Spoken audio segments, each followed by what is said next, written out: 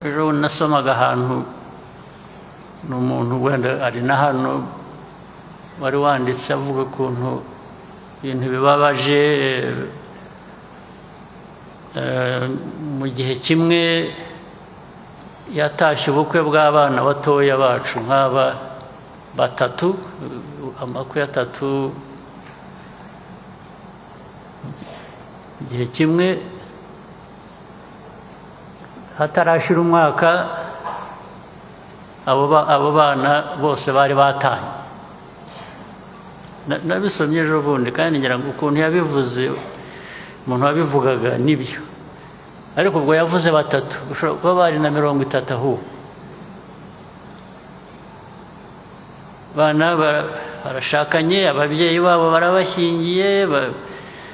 ndetse babafashije no barabubakiye babahaye basangiye ibyo bafite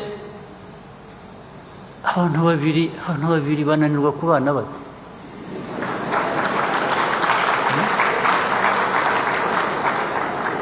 ari abantu benshi bashyize hamwe ukaba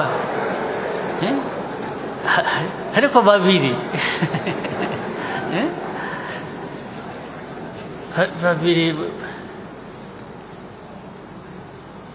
erega abantu baranihanganirana